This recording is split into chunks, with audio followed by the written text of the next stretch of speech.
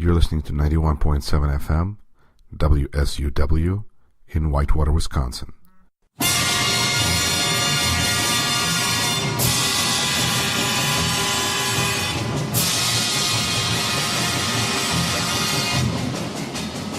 You're listening to Rashkin Report.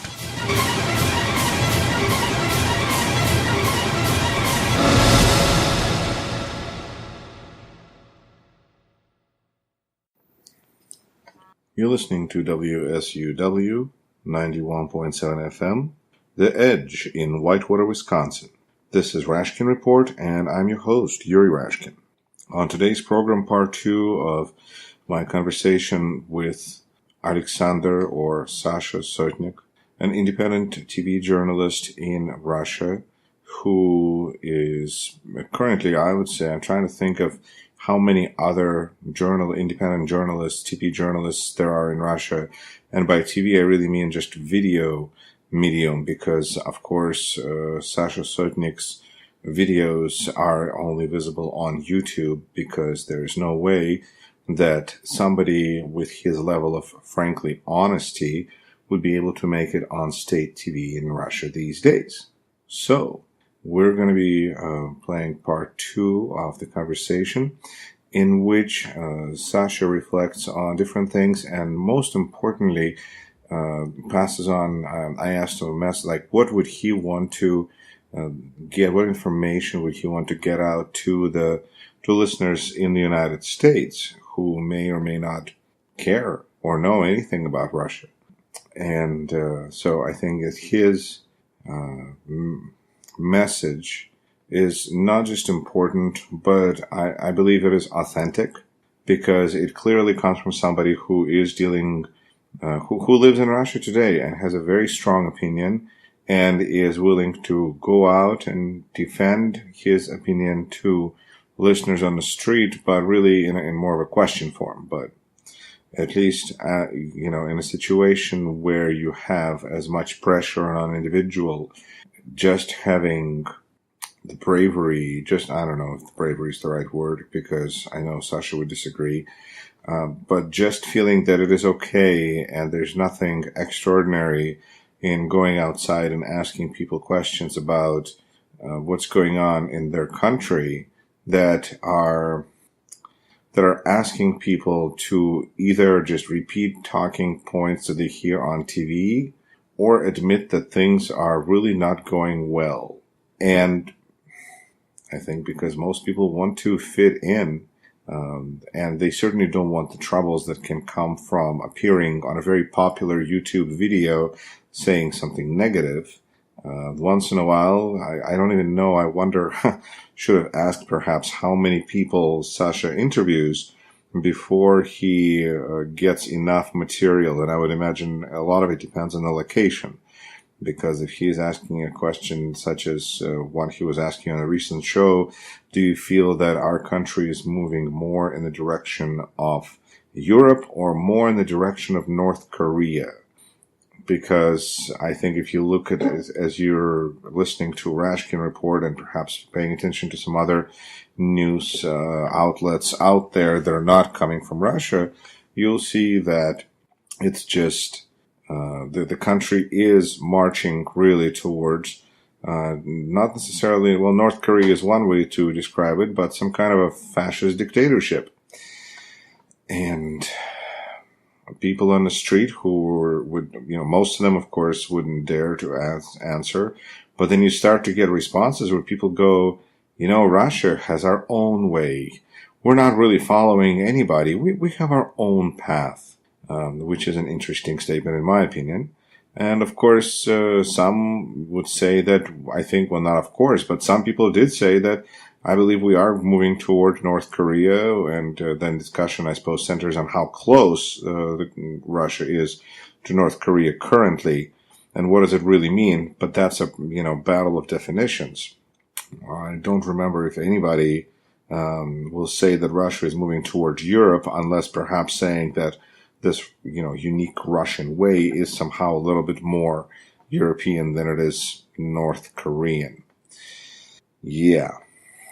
And that's actually just one part of what Sasha Sotnik does. He has over 100,000 subscribers on YouTube, and puts out regular videos. I would say videos regularly, once every few days, sometimes more often, sometimes less often than that. But it's that's the business. Is people can contribute money. First of all, I would imagine he makes a couple of pennies from just the fact that he's got very popular videos on YouTube, but he also puts out a message saying that if you like this, then you can send me money, and he lists different ways in his videos of how money can be contributed to him. So very much crowdfunding kind of an approach to journalism. Besides speaking to people on the street, Sasha also does an equally interesting thing of having actual guests who he interviews, and he is one of the most hard-hitting journalists out there in any media remaining, because the mediascape in Russia these days, when it comes to not government propaganda, is quite small. There is, 1.5 radio stations, a TV station that's actually is now just online, and that's just about it. So to have even an outlet such as Sasha Sotnik TV, where he is at least broadcasting honest information with his opinion, and he's being funded by his fans, is a terribly capitalist approach, but yet a surprisingly functional one that provides also a high degree of independence. Because some of the guests that I've spoken with on this program when discussing media in Russia would say that they were concerned about saying things that would not just get them in trouble, but would also get the media outlet itself in trouble. And of course, nobody wants to do that, so that's kind of the opportunity for self-censorship. On the other hand, what's going on with Sasha is that he can broadcast whatever he feels. At least he's not. There's ways actually to violate Russian law, and so there's to some extent. The unfortunate situation is that people like Sasha, while independent and are able to do anything, are also going to be the first ones to be held liable, because he and another writer that I'm hoping to have on this program sooner than later, Viktor Shenderovich, who comes regularly with concerts to the United States and is a very funny and poignant and wise-cracking individual who's had many different programs and different media projects in Russia. Both of them are of the opinion, I think, that in a sense they are there at the mercy of the power in Russia, the government, the власть, the power, the force that is ruling Russia, the force.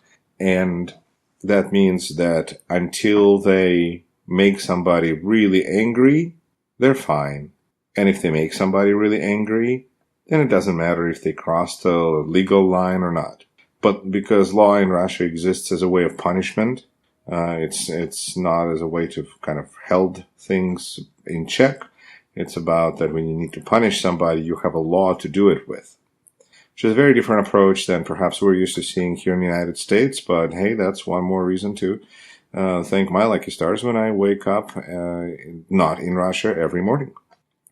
You're listening to Rashkin Report. This is Yuri Rashkin. We are broadcasting on 91.7 FM, The Edge in Whitewater, Wisconsin.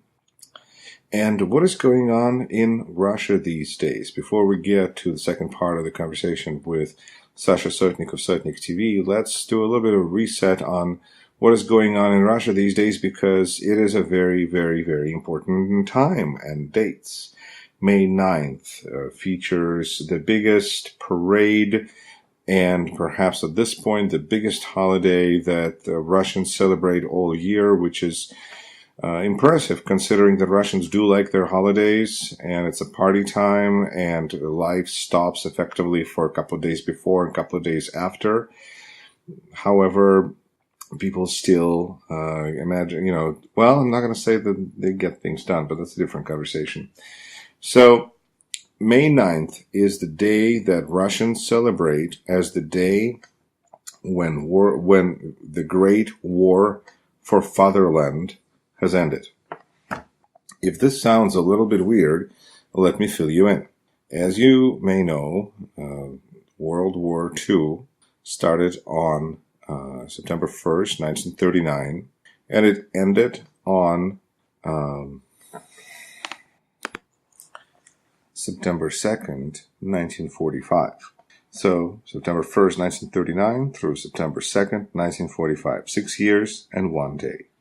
Location of World War II was in Europe and Pacific, Atlantic, Southeast Asia, China, Middle East, Mediterranean, North Africa, Horn of Africa, briefly North and South America. So that's why it's called World War II. Well, this is the biggest war in Russian history, and that is at least the basis for the biggest holiday and biggest celebration and the biggest military parade of military might in Russia today. However, you may notice that the celebration is taking place on May 9th and not on September 2nd or even September 1st. The reason for that is that Russia officially entered World War II on June 22nd, 1941, when it was attacked by Nazi Germany. And the war continued for 4 years, until just under 4 years, until May 9th. Actually, May 8th is the day that Nazi regime surrendered officially to the Allies on the 8th. But then on the 9th is when the Nazi regime in Prague, Czechoslovakia surrendered, and therefore Russians decided to mark that day as the day when all military action was from war between the Allies and the Axis, countries of Axis, which is Japan, Italy, and Germany. In all the European action was completed, and therefore that's the end of the war that Russians call the Great Fatherland or Great War for Fatherland, which is just a little bit confusing because it is kind of part of World War II, but not really, because what happened after May 9th is Hiroshima and Nagasaki, and the two cities, so those were the two cities in Japan that were bombed with nuclear weapons. And that happened all after May 9th, so as far as Russians were concerned, the war was over. Happy, happy, joy, joy. So that doesn't really, connect. So the logic there, I suppose, would be that those were the dates that Russia was invaded, and the first date and the second date was the date that the invaders surrendered. And if you look at it from that point of view, then perhaps it makes a little more sense. So on May 9th, the biggest holiday in Russia, they have a huge military parade, the biggest one, and actually the other big parade used to be on November 7th, which was the anniversary of the Soviet Revolution, but somehow over the years that, since this collapse of Soviet Union, that holiday has lost that particular kind of military luster. And on the other hand, May 9th one shines twice as bright. Incidentally, my birthday is on May 10th, the following day, and I was supposed to have been born. I was told by my mother that I was supposed to have been born on May 9th. However, there were all the doctors were drunk because it was May 9th, and so there was no doctors available until May 10th, which is when I was born. And what has become of this holiday has been very indicative and illustrative of the situation that Russia as a state and the country finds itself in. The reason that SASHA Sotnik asks his respondents on the street whether the country is moving more towards North Korea or Europe, the North Korean example is also one of the similarities and one of the tendencies is very heavy on the showcase of the military might of the state. The idea of driving around, having a big parade where you drag all these machines and that bring death has been something that has been treasured by apparently dictatorships more than anybody else, and also by countries that are aggressive about using their military. Interestingly, following World War II, the holiday was not in existence. And the parade was canceled by Stalin, and then it was not until the mid-1950s when the holiday was brought even back with a parade. And part of the reason for that was that there were perhaps that having so many veterans, and Stalin did not want to bring together all these people that were involved in actual act of being in a war together when you have a dictator running the country. And who knows what could have happened. And so this, but you pick, there's different versions, I'm sure, as to why the parades did not occur until the mid-50s. Either way, the holiday had an interesting and colorful history, changing in its celebration throughout the Russian history and Soviet history of the last 71 years since May 9th, 1945, and depending on the administration or the regime or however you want to call it that is currently running the country and their priorities, that is the meaning that they imbibed that particular holiday with. And as it stands right now, the holiday has taken on a very, very interesting color. First of all, it does have a color now. Before, the color was red. But now the color has become black and kind of this light brown, which symbolizes of Georgievskaya lentочка, George's, which translates roughly as the ribbon of St. George. What is St. George's ribbon? And that's been the color of, I'm not going to say, all of these revolutions we've seen around Europe, especially in Ukraine, they would have colors. The Orange Revolution, the Revolution of the Roses. What's going on in Russia right now is the reign of the ribbon of St. George. So St. George's ribbon is a widely recognized military symbol in Russia, says Wikipedia. The ribbon consists of a black and orange bicolor pattern with 3 black and 2 orange stripes. It appears as a component of many high military decorations awarded by the Russian Empire, the Soviet Union, and the current Russian Federation. During Soviet times, the ribbon held no public significance. The symbol was revived in Russia in 2005 as a response to the pro-democratic Orange Revolution in Ukraine. There we go. That year, Russian state media, along with youth organizations, launched a campaign ahead of World War II memorial celebrations. It was associated with units who were awarded to the collective guard battle honors during the conflict due to the usage of the color scheme and Great Patriotic War Victory Medal, not the Great War of Fatherland. What was I thinking? The official translation is the Great Patriotic War. Sounds even stranger, I think. In Russia, the ribbon of St. George is also used by civilians as a patriotic symbol, and that's where things really have gotten out of hand, so to say, or crossed all previously known boundaries. So, it is used as a patriotic symbol and as a symbol of public support to the Russian government, particularly since 2014.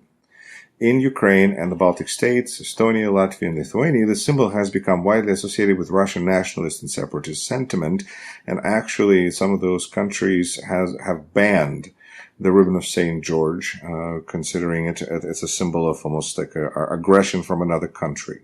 So this ribbon of St. George has become the trend, the color scheme of every nickel and dime store and every piece of celebration recognizing the holiday. So it's become the holiday colors for May 9th. And so the ribbon of St. George has become the symbol of Russian military aggression and support for government. And that means that every attempt at merchandise it's been covered in the St. George's ribbon. It's interesting if you see different colors of what is played in Russia right now. That would be the 2 main colors there. The next interesting thing there is that the holiday has morphed from being themed of let it never happen again, let war, the kind of an anti-war, we're going to prevent war with our military troops and military might, that's still to prevent war. And the theme has now shifted to more of we can do it again, in the sense that we have paid a high price, but if necessary, we'll do it again. And this anti-war parade has morphed into a festival of war, which has certainly put a different spin on things. And for people who are struggling with the meaning of what is Russia these days, for those people, what happened on May 9th this year has been, I think, just frankly overwhelming, judging by their reaction in social media and otherwise. Russia right now is getting beyond all prior knowledge, remembered, written, whatever history, modern history, in its desire and readiness and willingness to march to war. And there are different reasons for that. One is that with a lowered price of oil and with an inept set of rulers, there's a need for scapegoats, and there's a need to rechannel the anger of the citizens. And having external enemies is handy. And having military that you can kind of show that, flex that muscle, and show others what you're capable of, I think also plays some kind of role in this, although in the 21st century, those kinds of muscles tend to have less and less influence, or at least one would hope. But nonetheless, those are the muscles that Russia has, and those are the muscles that it's going to be flexing. Because with continued decline in the economic situation and economic outlook, more and more educated people seem to be finding their way out of Russia. You're listening to Rashkin Report. This is Yuri Rashkin, 91.7 FM, The Edge in Whitewater, Wisconsin. This particular episode concludes season 1 of Rashkin Report. I want to say a huge thanks to everybody who tuned in, and my goal is to continue to produce episodes throughout the summer as much as possible, but not necessarily on a regular basis. Then the plan is to resume the show with season 2 during the fall. I want to really express my gratitude to the nice folks at WSUW 91.7 for playing this show and for giving it opportunity to be heard. I think that looking at this from the point of view of people in Russia, the opportunities to reach out and to connect with anyone are not necessarily slim, but are certainly limited. And to have this kind of an outlet, a window, small albeit, but I'll see what I can do to make the window a little bit bigger. I think that has already proven to be of value and can only prove to be of more value. The fact that this is being broadcast on UW Whitewater radio station hopefully just adds another little thing to a variety of things that students can get at UW Whitewater. Kind of a unique, different experience, like a weekly program exclusively on the topic of the country of Russia and what is currently going on there, as well as taking a look at its history and how it got here, and of course, most importantly, what are the lessons that we should and can learn from watching the situation in Russia. And the lessons are many. The first, I think, is the importance of freedom of press, freedom of speech, that we enjoy to a much greater extent in the United States than people do in Russia. And of course, the question always is, do we compare ourselves to Russia, or do we compare ourselves to where we ourselves would want to be? And there's time and place for both. On the other hand, another lesson that I think we need to pay attention to is to what extent people and populace can be easily manipulated, or maybe it can't.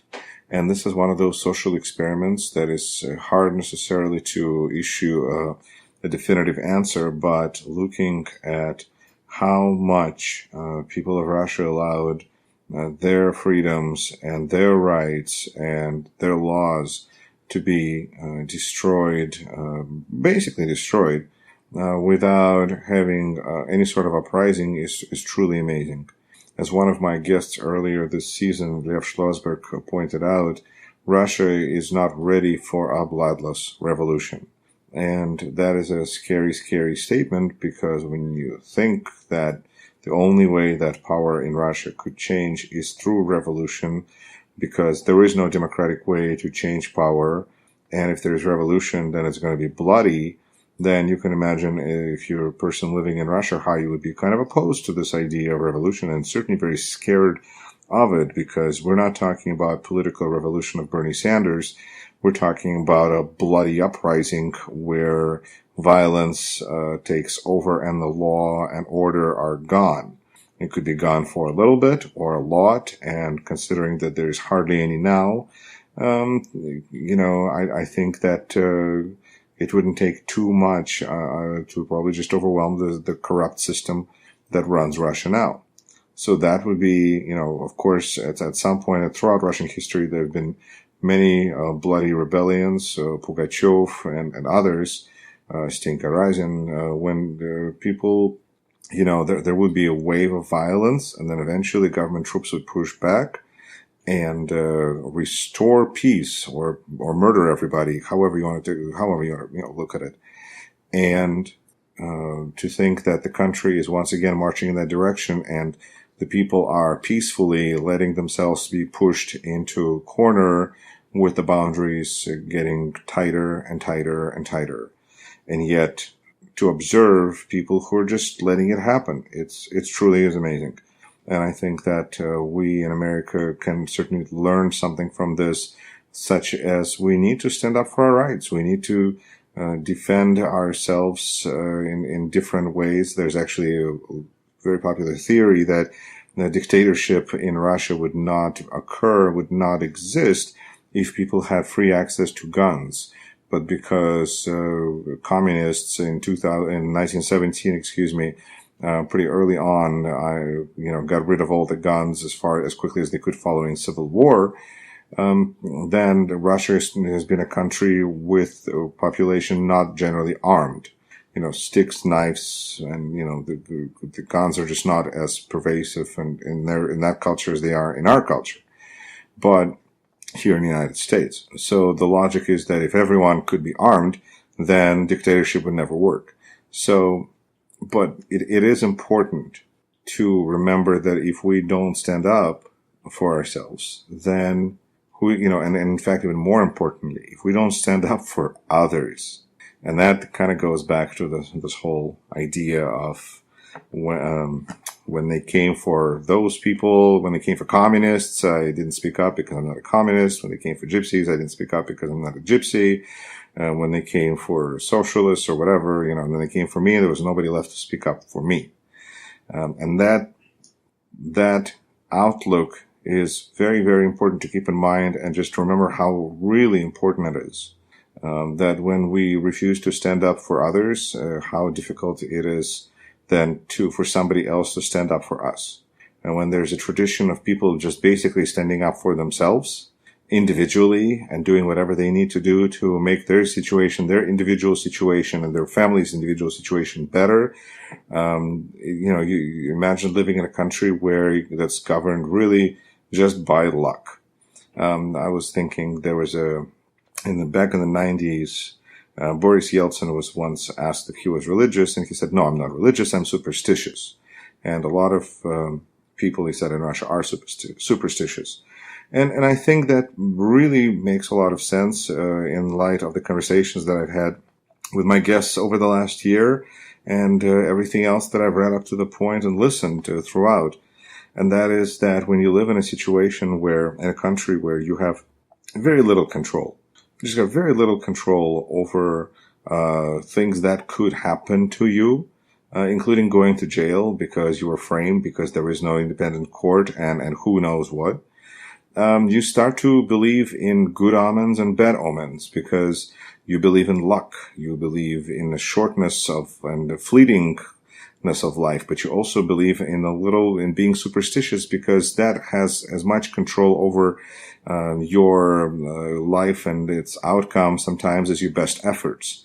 It's better to be lucky than good is another way to look at that. And certainly, I feel that I've heard that theme a lot from my guests this year. The other theme that was prevalent in conversations throughout this year has been about the fear and about the money. And the fear is multi-level, but essentially nobody wants to imagine a culture where nobody wants to take responsibility. Where people are, we have laws and lawyers that can help us dealing with some of those responsibilities.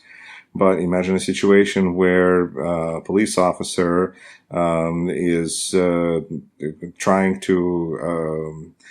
looking at arresting somebody for a protest on a street that is a singular protest. There's a group of people, it's just one person. And a police officer arrests them because what if my boss sees this? What if my boss doesn't like it? Then I'm going to be responsible that I didn't do anything. And I have family to feed. And so it makes sense. And with that mindset that the change doesn't come easily or peacefully. And that's the fear part.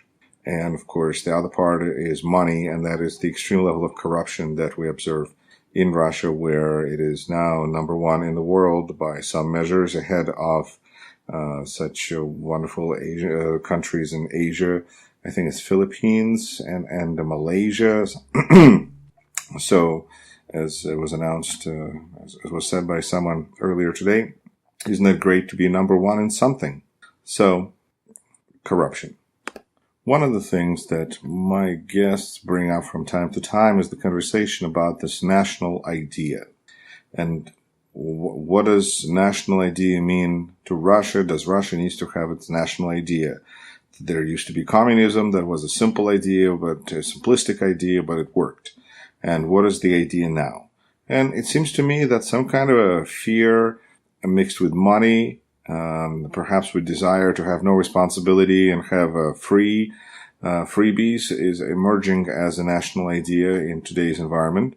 It's something that, again, I think we need to watch with caution and also study as a kind of a social science experiment to see, it's nice when it is not the experiment that's being conducted on us.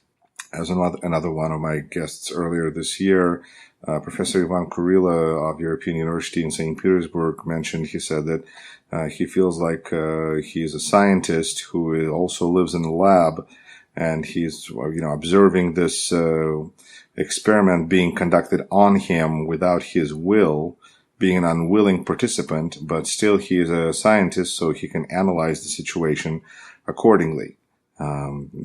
Sounds similar to some other environments that are not particularly pleasant. So, when it comes to the topic of corruption and money, I think one only needs to look to Panama Papers, which is the most recent example, and that's where one of my regular guests this year, Slava Rabinovich, we spoke literally, I think, the same day as the first Panama Papers were released, just a few hours afterwards. And Slava was already pointing to some important things, such as perhaps what this will actually do is not shock Russian people into realizing just how corrupt their government is. They already know it. This merely just kind of provides a verification, but that perhaps American justice system is going to take this as an opportunity to start some kind of case against Russian rulers and Russian, just the different people involved because, well, there's tax evasion. And if America is good at anything, it's punishing people for tax evasion when they can't prove other things. And we can just think back to Chicago and Al Capone for that. Anywho, an interesting dynamic that is currently developing with Russia and Panama Papers is that Kremlin's or Putin's press secretary, Mr. Peskov, says that because those documents, those Panama Papers themselves were stolen, it kind of invalidates the fact that the money in those offshore accounts were also stolen. Because, of course, why would all these people not just necessarily hide the money because, well, that's tax evasion, but where did they get that money? Because there's really no legitimate way that they should have that money. So that means that that's corruption, bribery money that, or perhaps part of a budget, because that's a very popular way in Russia of enriching those oligarchic pockets, is by as they say, the sawing of the budget, where people get big chunks of it in non-competitive bidding environments and continue from there. So, Russia, what a country, right? Right. You're listening to Rashkin Report. This is Yuri Rashkin, and this is the episode, the last episode of season 1 of Rashkin Report on WSUW 91.7, The Edge in Whitewater, Wisconsin. It's been a real blast and pleasure to do this, and I'm looking forward to season 2 and perhaps some interesting programming in the meantime during the summer. And I want to make sure to thank everyone who tuned in and listened to this, whether you're in Russia or whether you're in America. Really, the big reason, I think, the big reason, big audacious goal, is to use this program as a little platform to try to create some kind of change in a country where change seems so hard and painful to create. And since creating change in Russia from the inside is, in my opinion, just life-threatening, why not use the technology and the tools we have available to make the rest of the world aware of the situation? Who knows, perhaps a program such as this can help to some kind of a pressure build up, and some kind of action somewhere will occur because of an interview conducted here, or because maybe somebody's going to learn something that they didn't know before about Russia. Maybe they're going to think that this is more important of a story than they thought. And that's okay. Hopefully you've heard some interesting stories and conversations on this program throughout the year. Thank you so much for joining. You can find all of the episodes and all of the interviews on YouTube. Just Google Rashkin Report. You're listening to WSUW 91.7 FM, The Edge in Whitewater, Wisconsin, and we'll be right back with part 2 of my conversation with SASHA Sotnik of Sotnik TV, an independent video journalist in Russia. Stay tuned. You're listening to Rashkin Report. You're listening to 91.7 FM, WSUW in Whitewater, Wisconsin.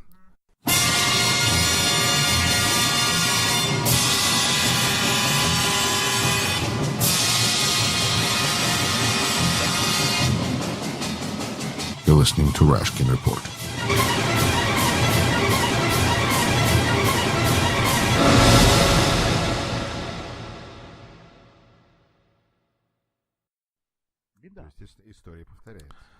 So the history repeats itself. Yes, the trouble is that people don't want to become educated. The trouble is, well, they don't want to take responsibility. Yes, I completely agree with you. But they also don't want to become educated. You know, what the task of education?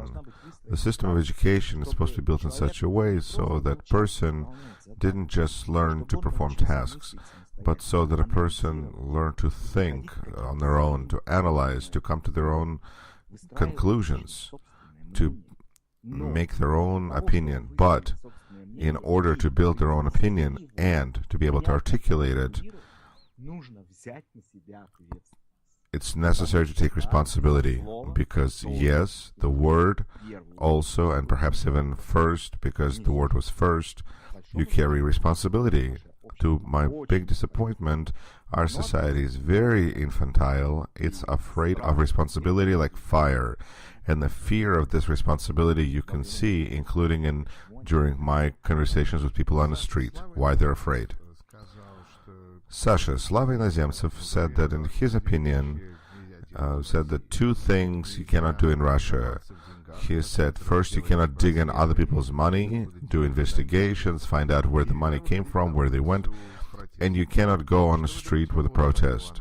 What do you think about this analysis? Well, as far as money, the power in Russia, they don't care. Look, there was an investigation by Navalny about Prosecutor General Chaika, how many, whatever. They just pretend like nothing happened. They're just playing fools. Yes, but there could be consequences for those that did those movies. Well, what worries Kremlin the most? Where you got money.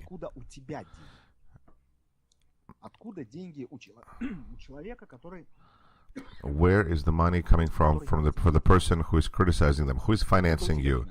Who is paying for your existence? See, there's a reason why there are provocateurs that they stage everywhere. They start yelling at you, who pays you? Who pays you? Because they're paid themselves. This is how they think.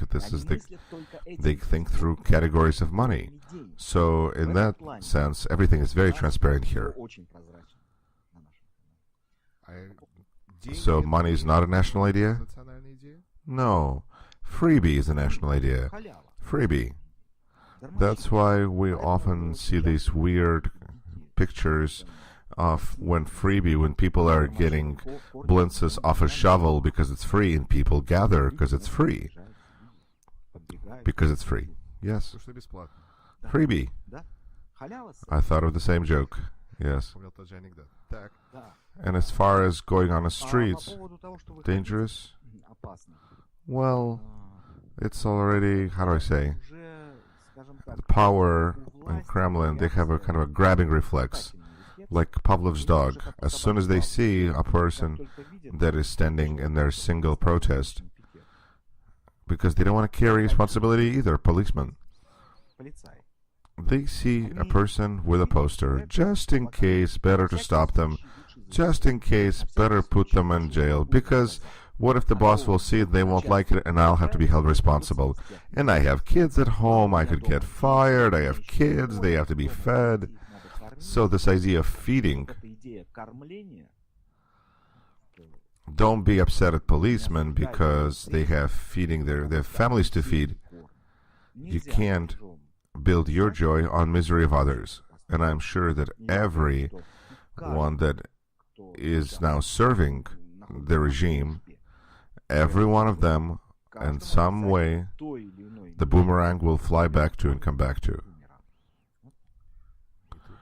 And then the question, I suppose, comes, when is it going to come? Is it going to come tomorrow? Is it going to come to their grandkids?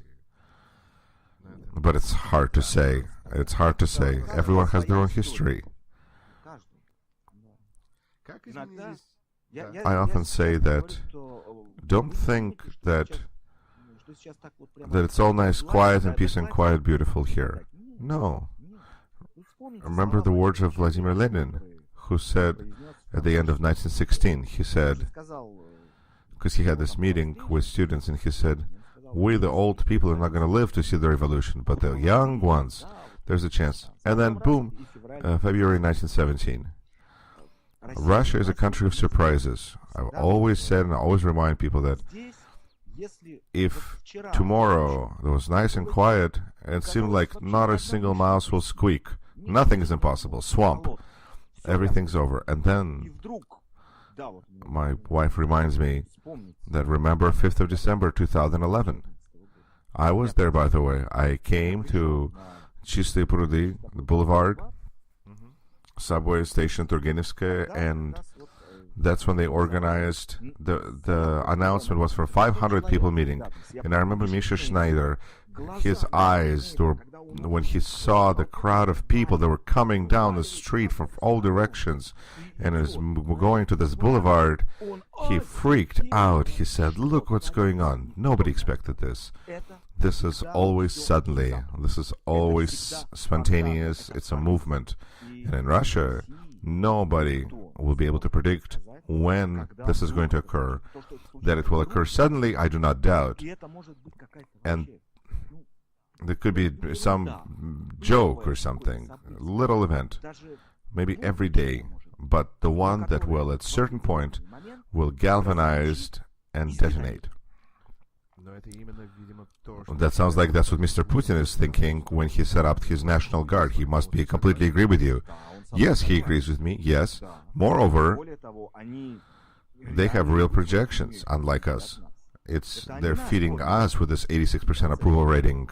Not one ruler that is certain in his 86% approval will never build a National Guard. Because 86% of support, if really that's what's going on, like you're a politician, you're being supported by 86% of the citizens. You'll let everybody to elections, you'll make elections as transparent as possible, and you get maybe not 86, but 82%. What problem is there? Why do you need National Guard? Why do you need this police state? Why do you need these of putting away people that disagree with you? Why do you need Ildar Dadin, who was in jail? Why do you need Navalny? You don't need to tighten screws. No, the opposite. You show to everyone how democratic you are, how everything's open and beautiful, because you have support. So maybe not everything is as well in the Kingdom of Denmark. Not all is rainbows. And the real level of support is very different. Is that people are quiet and afraid? Yes, that occurs. But that doesn't mean that they won't explode, doesn't mean that it will be forever, will be rotting, and forever people will be patient. Just now, they have something to lose. You know what's holding them back? They have something to lose. And when majority will recognize that there's nothing to lose, and everything is bad, well then, oh boy, then I don't feel good for them. Sasha, what would you want American listeners, those who are interested in Russia and those who are not interested in Russia, what would you like them to know about what's going on in Russia? I'll tell you. I would want American listeners in no way to paint Russians as a monster. It's not monsters that live here. It's deeply miserable people who live here, majority of them. Deeply unhappy people. They've been lied to, they've been abused, homeless. They don't hate America, although anti-Americanism, of course, is abundant everywhere. People are like people. That Bolshevism ruined them, yes. That now they're under KGB oppression, which is the natural extension of Bolshevism, yes. But the Russian person is not an enemy of America, is not an enemy of Europe.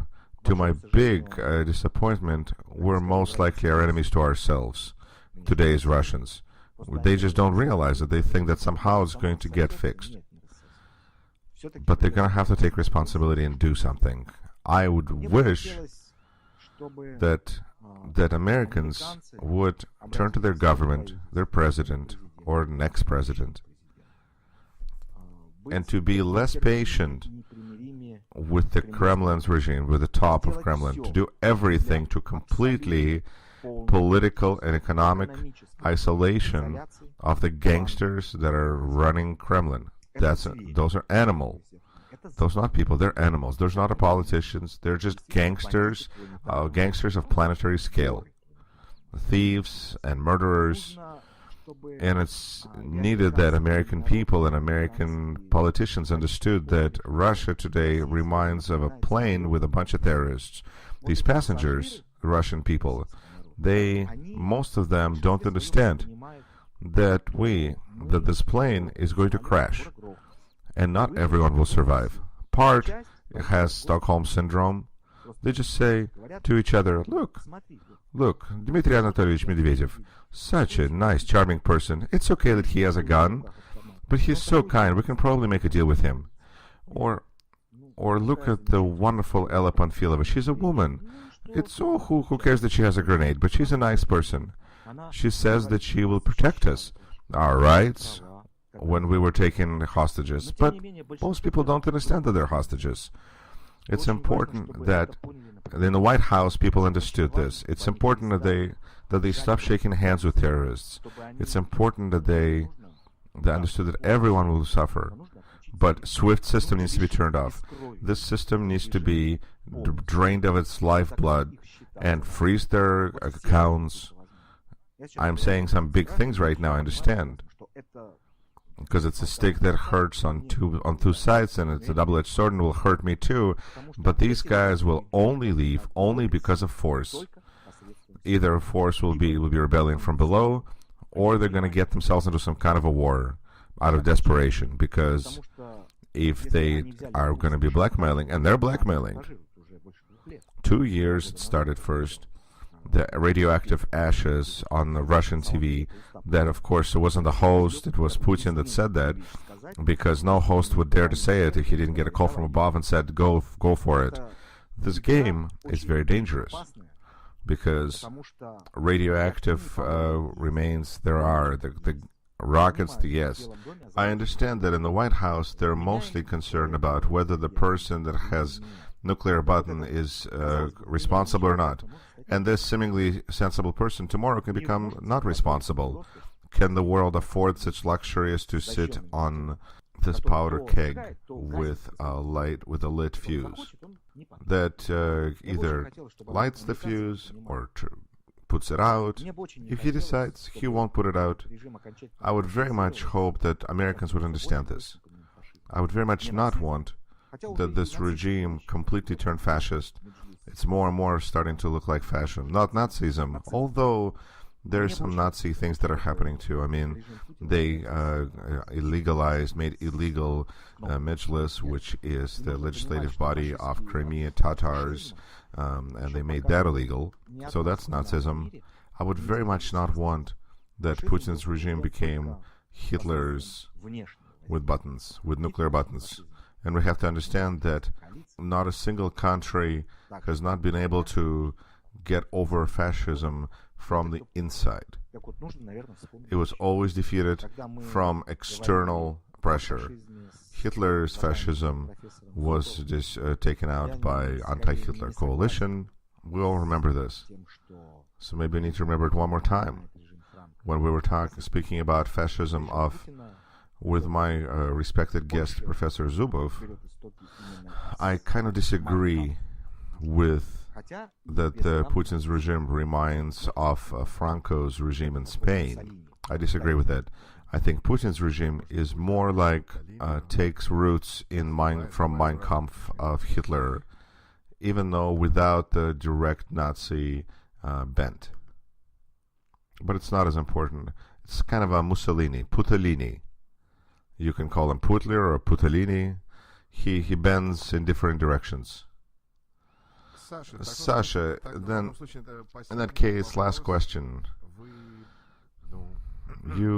I respect you very much as a journalist and as a person that fearlessly communicates with people. But on the other hand, you're also very knowledgeably put together your videos, because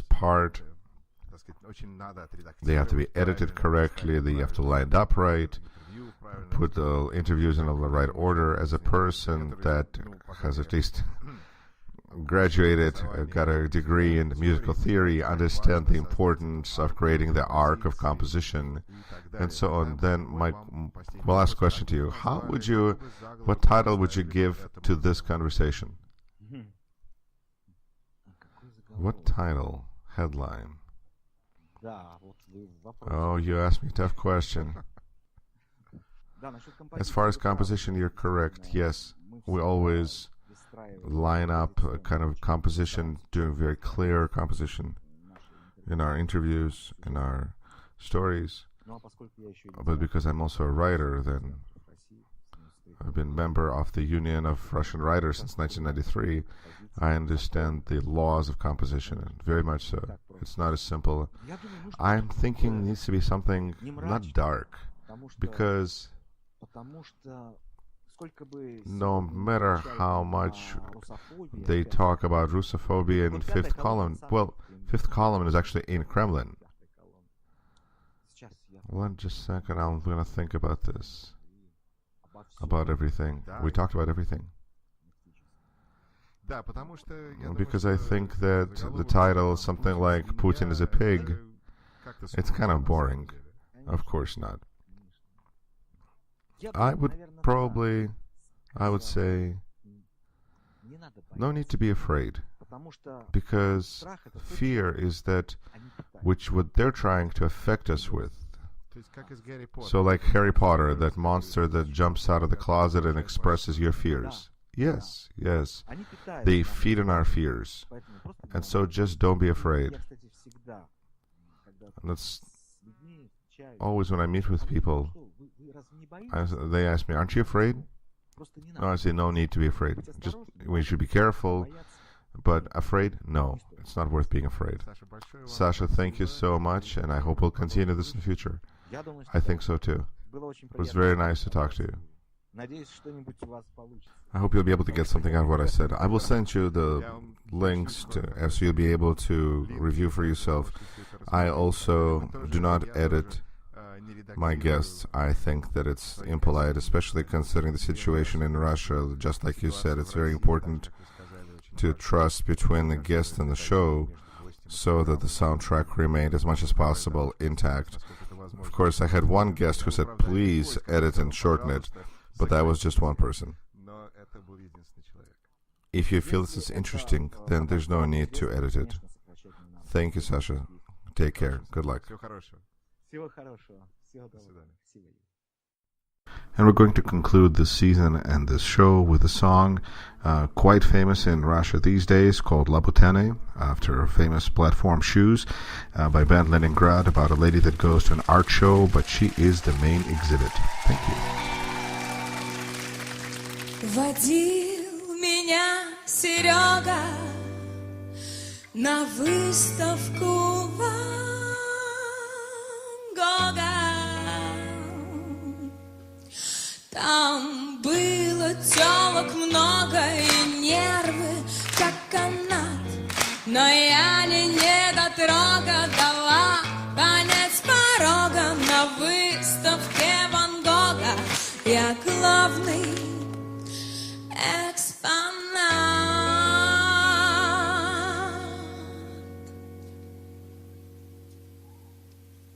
На лабутенах, на и восхитительных штанах, на лабутенах, на и восхитительных штанах, на лабутенах, на и восхитительных штанах, на лабутенах, на и восхитительных штанах, штанах.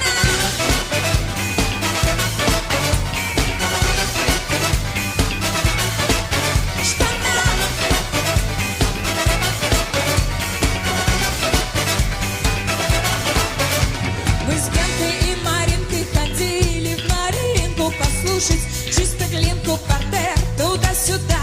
Там сразу без заминки в партере Маринки все поняли блондинки, я прима и звезда.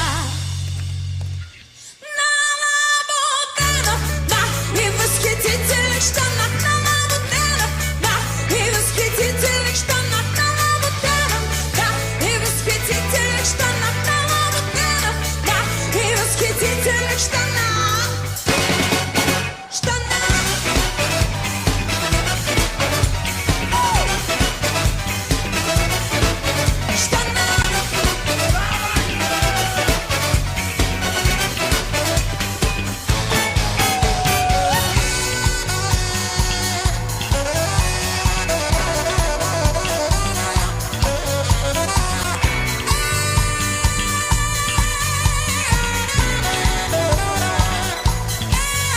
Сходили я и Вова на выставку Серова. Прикольно, нету слова в натуре, ламинат. Там тоже было клёво, но оказалось снова на выставке Серова. Кто главный экспонат?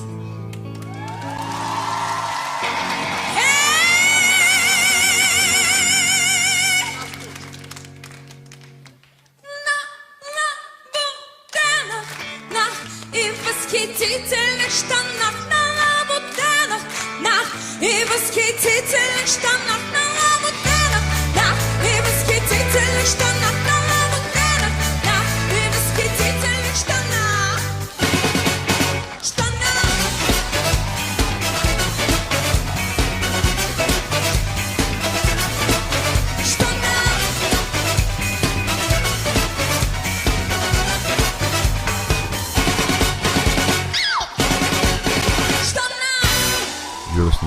101.7 FM, WSUW, in Whitewater, Wisconsin.